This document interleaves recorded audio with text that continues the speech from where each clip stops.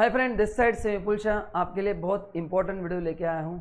ऐसे वीडियो मैं बार बार नहीं बनाता हूँ, सो प्लीज़ अगर आप मेरे चैनल पे फर्स्ट टाइम आए हैं तो चैनल को सब्सक्राइब कीजिए, नोटिफिकेशन बार को प्रेस कीजिए ताकि जब भी कोई ऐसे ही अगला वीडियो आएगा तो आपके पास पहुँच जाएगा। चलिए, so no guys, this is very interesting video and made based on student demand. तो सर, इस वीडियो में क्या है? इस वीडियो में मैंने टॉपिक वाइज एनालिसिस किया है कि जीएसटी के कौन से टॉपिक्स से और वो कितने मार्क्स के लिए आते हैं, कौन सी चीज़ें पढ़ना है, कौन सी नहीं पढ़ना है। ये छोटा सा अपन फटाफट एनालिसिस करेंगे। तो आई होप आपने घर पे पढ़ाई की है, बस मेक श्योर कि ये टॉपिक्स आपसे छूटने नहीं चाहिए। चलो, सो आइए आगे बढ़ते हैं और इसका लिंक मैं आपको देने वाला हूँ, नीचे दिया है link, so don't worry. Introduction of GST, उसका एवरेज वेटेज अराउंड 6 मार्क के लिए आता है, 2 मार्क के प्रैक्टिकल क्वेश्चंस एंड 4 मार्क का theory. This is on an average उसका वेटेज है, जिसमें बेसिक्स ऑफ जीएसटी आपको अच्छे से पढ़ना है, सीजीएसटी आईजीएसटी के बेसिक्स, कौन से टैक्सेस सबसे हुए कौन से नहीं हुए, जीएसटी काउंसिल का रोल क्या है, क्या क्या उसके फंक्शंस हैं, एंड जीएसटीएन का रोल क्या है। तो इसमें काफ़ी बार क्वेश्चंस आ चुके हैं, सो एक बार प्लस मेक श्योर कि आपने ये सभी चीज़ें कवर की है। चैप्टर 2 में 3 चैप्टर कंबाइन है, charge of GST, concept of supply and composition scheme. इन तीनों का मिला के नाम दिया है लेवी एंड कलेक्शन। तो पहले चार्ज ऑफ जीएसटी में section 9 levy of CGST, 9(1), 9(2) very important, 9(3) and 9(4) RCM. So 9(3) के जो आरसीएम के केसेस अपन ने क्लास में डिस्कस किए थे, लगभग 16 केसेस सीजीएसटी के और 2 केसेस आईजीएसटी के। इसमें से जो मैंने आपको इंपॉर्टेंट बोले थे वो आपको अच्छे से लर्न करना है। जैसे जीटीए का सर्विस इंपॉर्टेंट है, मोटर व्हीकल का इंपॉर्टेंट है, renting of immovable property government का इंपॉर्टेंट है, ऑथर का इंपॉर्टेंट है, आरसीएम। तो ये 4-5 जो अपन ने इंपॉर्टेंट पढ़े थे, रिवाइज अपन ने पढ़ा सभी है, बट इसमें से जो 4-5 मैंने लेक्चर में बताए थे इंपॉर्टेंट, और अभी मैंने आपको कहा ये सभी आपको परफेक्टली आना जरूरी है। कौन से का मैंने जीटीए का आना चाहिए, वो ऑथर का आना चाहिए, म्यूजिशियन वगैरह है, मोटर कार का एक इंपॉर्टेंट है, एंड गवर्नमेंट के जो रेंटिंग के सर्विसेज है, सर्विसेज बाय गवर्नमेंट। तो ये 4-5 जो प्रोविजन है वो अच्छे से लर्न करके रखो। 9(4) में वो एक ही है जो कंस्ट्रक्शन बिजनेस के लिए एप्लीकेबल है, वो भी प्रिपेयर करके रखना। देन 9(5) ईसीओ, ईसीओ के थ्रू जो अगर वो 3 सर्विसेज जाती है तो उस पर जीएसटी कौन देगा, ये अपन ने डायग्राम मैंने आपको दिया है, उसको प्रिपेयर करके रखना। Then the concept of supply में क्या है, कॉन्सेप्ट ऑफ सप्लाई में ये मैंने इंपॉर्टेंट डेफिनेशंस दी है, जिसके ऊपर क्वेश्चंस आते हैं।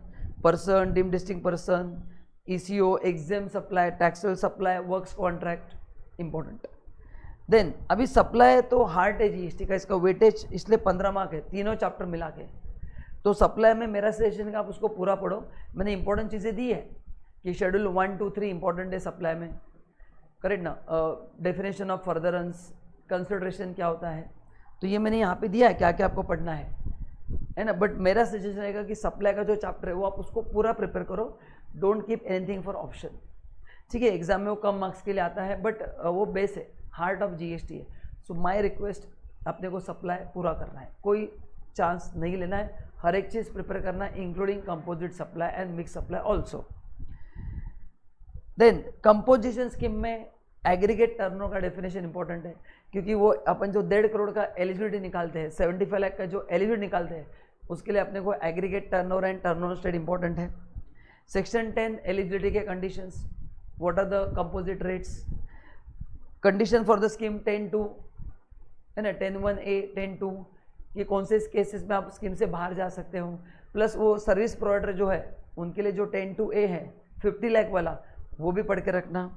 एंड कौन से केसेस में आप स्कीम से विड्रॉ हो सकते हैं, क्या क्या कंडीशन है कि जहाँ पे आपको स्कीम से बाहर जाना पड़ेगा। तो ये 4 एरियाज में मैक्सिमम क्वेश्चंस आए हैं। तो गाइज ये 3 चैप्टर 15 मार्क के हैं, तो मेरे हिसाब से आपने उसको बहुत बढ़िया तरीके से पढ़ना चाहिए। सो पढ़ाई तो पूरा करो, मतलब घर पे सब कुछ पढ़ना है, बट यहाँ पे जो लिखे है उसको एकदम परफेक्टली प्रिपेयर करना है, इसमें कोई रिस्क नहीं लेना है। देन नाउ चैप्टर 3 में मैंने तीनों कवर किए, time of supply, value of supply and place of supply. उसमें से पहला जो है वो प्लेस ऑफ सप्लाई है। प्लेस ऑफ सप्लाई में सेक्शन 10 अपन ने पढ़ा है, 11 पढ़ा है, 12 पढ़ा है, 13 पढ़ा है, करेक्ट ना। सो ये डेफिनेशंस आपको पहले पढ़ना है, place of supply, address of delivery, location of supplier, fix establishment, location of recipient, continuous supply of goods, continuous supply of journey, very important definitions. Now section 10 जो है place of supply of goods, उसमें मैंने आपको बोला है कि ये 3 section पे काफ़ी क्वेश्चंस आते हैं। सेक्शन 10 में आप देखेंगे तो there are 5 provisions. So 10(1) ABC पे मैक्सिमम क्वेश्चंस आए, 10(2) जस्ट ओके है, 10(3) सॉरी उसके बाद 11, ये इम्पोर्ट एक्सपोर्ट, इसको एक बार पढ़ के रखना। सेक्शन 12 इंपॉर्टेंट है, जहाँ पे provider of service and recipient दोनों इंडिया में है, और सेक्शन 12 में बहुत सारे सबसेक्शंस हैं, तो उसमें से मैक्सिमम जो है वो 12(3), जस्ट अ सेकेंड, हाँ 12(3) to 12(7) इस पे मैक्सिमम क्वेश्चंस आए। उसके बाद section 13 place of supply service, जहाँ पे या तो सप्लायर या तो रिसिपिएंट, दोनों में से एक इंडिया में एक इंडिया के बाहर है। तो सर इसमें कौन से सेक्शन इंपॉर्टेंट है, आइए जानते हैं। सेक्शन 13(3) to 13(5) इस पे मैक्सिमम क्वेश्चंस आ चुके हैं। टोटल वेटेज गाइस 25 मार्क्स है। Time of supply, value of supply, place of supply, तो जो इसमें लिखा है इसमें आपको मास्टरी अचीव करना है। चलो नेक्स्ट,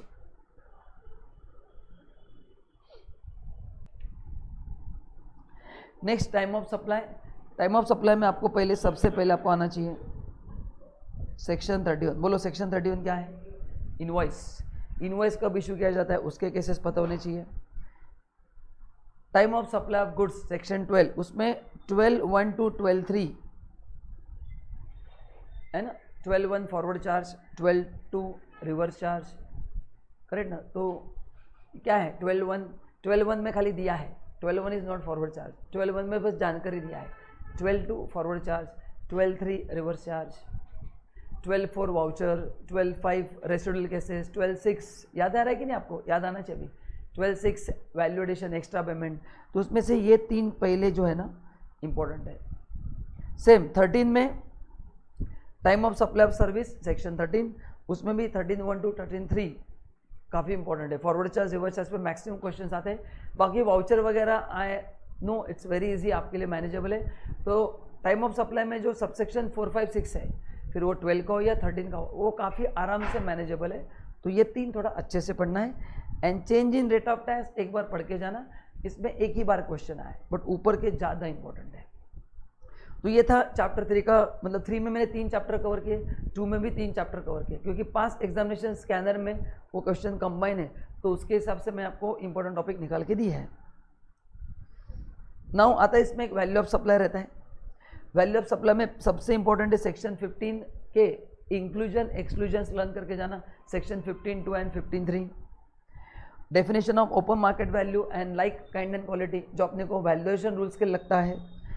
एंड वैल्यूएशन रूल में से 28, 27, 29 ये 3 रूल काफ़ी इंपॉर्टेंट है, अच्छे से करना है। उसके बाद रूल 32 अपन ने डिस्कस किया था कि जहाँ पे गवर्नमेंट डिसाइड करते हैं उसका वैल्यू ऑफ सप्लाई क्या होगा इन स्पेसिफिक सर्विसेज, उसमें money exchange service and insurance अच्छे से करके जाना। एंड लास्ट है रूल 33 प्योर एजेंट, इस पर भी काफ़ी बार क्वेश्चन आ चुका है। सो ये था total coverage of 25 marks. Time of supply, value of supply, place of supply, plus अपन ने वैल्यूएशन रूल्स का भी मैंने आपको अलग एनालिसिस करके दिया है।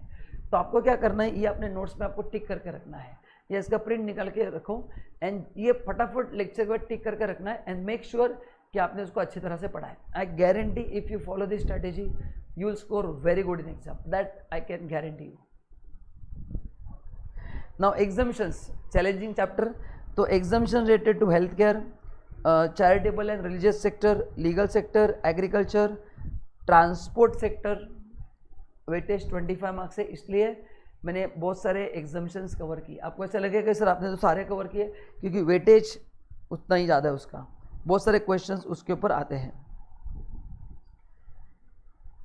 गवर्नमेंट सेक्टर, एंटरटेनमेंट सेक्टर, तो ये आपको अच्छे से पढ़ के जाना है। देन इनपुट टैक्स क्रेडिट, इसका वेटेज अराउंड 6 मार्क्स है। इसमें 2 मार्क के प्रैक्टिकल एंड 4 मार्क का थ्योरी है। इसमें पहले आपको ये डेफिनेशंस पढ़ना है, इनपुट गुड्स क्या होते हैं, capital goods, input services, job worker and ISD, 5 important definition. Section 16, 17, 18 max important. Section 16 क्या है? Eligibility and conditions to take credit. Section 17 में वो ब्लॉक क्रेडिट है एंड अपॉर्चनमेंट है, रूल 42, रूल 43। सेक्शन 18 में वो 4 केसेस है, section 18 1, 2, 3, 4, availability of credit in special circumstances. So guys my request to everyone, 16, 17, 18 पूरा पढ़ो। भले मार्क्स उसके लिए 6, बट उसमें से क्या आएगा हम बोल नहीं सकते, अल्टरनेट ये नहीं तो ये क्वेश्चन पूछते रहे, बट क्वेश्चन आते रहा है। So my concern is rather than focusing on marks, see marks तो एग्जाम में चेंज होते हैं, ये पास्ट एग्जाम एनालिसिस है, इंस्टीट्यूट कुछ भी कर सकती है और आपको एक्सपीरियंस अच्छा है कि नई नई चीज़ें एग्जाम में होती रहती है, बट एटलीस्ट ये जो टॉपिक्स है ना, these are the frequently ask. तो इतना अपन ने प्रिपेयर किया ना, भले एग्जाम का pattern, question paper, marks distribution change हो जाएगा, but at least you will be prepare to answer those questions. बस ये मेरा कंसर्न है। देन रजिस्ट्रेशन अंडर GST, उसमें section 22, 24, 25 very important. Liable for registration 22, 24 compulsory registration के केसेस, 25 प्रोसीजर, एंड ये 3 rule काफ़ी इंपॉर्टेंट है। Rule 8, 9, 10 application for registration, verification and issue of registration certificate. तो गाइज इसको अच्छे से पढ़ के जाना है, ये रूल्स काफ़ी इंपॉर्टेंट है। नेक्स्ट पेज पे जो रूल्स दे वो एक ही बार पढ़ना, 12 मार्क का वेटेज है, वो है इंपॉर्टेंट, बट ये ज़्यादा इंपॉर्टेंट है मेरे हिसाब से, ठीक है। Now tax invoice, credit note, debit note and other documents, 12 mark का वेटेज है। Rule 46 tax invoice under section 31, time of supply में अपन ने इनवॉइस डिस्कस कर लिया, तो उसको वापस यहाँ पे करने की जरूरत नहीं है। रूल 47 वो सर्विस के लिए था कि इनवॉइस सर्विस के केस में कब इशू करना है। देन रूल 48(4) वो इनवॉइसिंग अपन ने पढ़ा था, वो है receipt voucher, refund voucher, revise tax invoice, debit note, credit note क्या होता है, ई इनवॉइसिंग एंड रूल 55 चलन के कंटेंट्स क्या होते हैं। तो I think these are very simple things. तो ये स्कोरिंग है, मतलब ये सबसे ईजी है, आपने 2 बार भी अगर ईमानदारी से पढ़ लिया तो आपके लिए कोई भी डिफिकल्टी नहीं होगी। So please go through all this chapter also, all this सब points also. Then accounts records under GST, इसमें सेक्शन 35 पढ़ना है, जहाँ पे कौन से रिकॉर्ड मेंटेन करना वो दिया है, एंड रूल 56 एंड 57 में उसका प्रोसीजर पूरा दिया, कैसे मेंटेन करना है वो भी इंपॉर्टेंट है। And E way bill, again काफ़ी बार क्वेश्चन आया, 5 मार्क का वेटेज है। चैप्टर भी छोटा ही है तो अकॉर्डिंगली आपको पढ़ना है। Payment of tax critical chapter, तो उसमें यूटिलाइजेशन ऑफ कैश लेजर कैसे होता है, अपन ने पढ़ा था कि कैश लेजर का पैसा अपन कोई भी पेमेंट के लिए यूज़ कर सकते हैं, लेकिन जो इलेक्ट्रॉनिक क्रेडिट लेजर में पैसा है वो टैक्स पे करने के लिए यूज़ होगा, प्लस उसका प्रायोरिटी ऑफ सेट ऑफ। तो आप यहाँ पर लिख कर रखो, प्रायोरिटी अपन ने कवर किया है कि कौन से टैक्सेस कहाँ पे सेट ऑफ होंगे, तो ये सब आता है यूटिलाइजेशन में। Rule 85 electronic liability ledger, 86A restriction, 88A order of utilisation जो अभी मैंने कहा, एंड सेक्शन 50 इंटरेस्ट कैसे कैलकुलेट किया जाएगा अगर अपन ने रिटर्न टाइमली फाइल नहीं किया और GST देने में लेट हुआ 3B का, तो कितना इंटरेस्ट देना पड़ेगा वो दिया है। And last chapter 10 TDS and TCS under GST, इसमें दोनों सेक्शन पढ़ के जाना है। सेक्शन 51 गवर्नमेंट कौन से केस में आपका TDS कट करती है, एंड 52 ECO आपका TCS कौन से इसमें कलेक्ट करता है। चैप्टर 11 रिटर्न्स अंडर GST, अभी देखते हैं इसमें क्या क्या पढ़ना है, ये डेफिनेशंस पढ़ना है। देन सबसे इंपॉर्टेंट है, अपन ने क्लास में टेबल बनाया था, हर एक रिटर्न फाइल करने का ड्यू डेट क्या है आपको लर्न करना है। स्पेशली जो इंपॉर्टेंट रिटर्न है GSTR 1, 2B, 3B जो इंपॉर्टेंट है वो, इसका थ्योरी भी एक बार पढ़ के रखना, थोड़े थोड़े छोटे छोटे क्वेश्चंस आते हैं। QRMP स्कीम जो अपन ने लेक्चर में कवर किया है, quarterly return, monthly payment scheme, again quite important. Then rule 45 final return, ये section 45 final return, section 46 notice to return defaulter, section 47 levy of late fees. तो ये सभी चीज़ें आपको क्या करना है, कवर करना है। सो गाइज अगर आपने ये सब चीज़ें बराबर कवर की तो रेस्ट एश्योर कि आपको एग्ज़ाम में कुछ भी तकलीफ नहीं होगा। तो इमीडिएटली क्या करना है, इसका प्रिंट निकालो और आपके नोट्स में टिक करके रखो and make sure you have studied it properly before the exam. So other than this, if you need any help, please comment below the, correct na? So नीचे comment box है, आप उस पर comment करो and I'll be happy to help you out. So guys, thank you so much and please subscribe my channel and notification bar को press करना ताकि next video जो आएगा वो आपके पास immediately पहुंच जाएगा. And if you like the video, please share with your friends because I think this is very important video and needed by many students across India. So kindly share with them. Thank you so much and bye bye.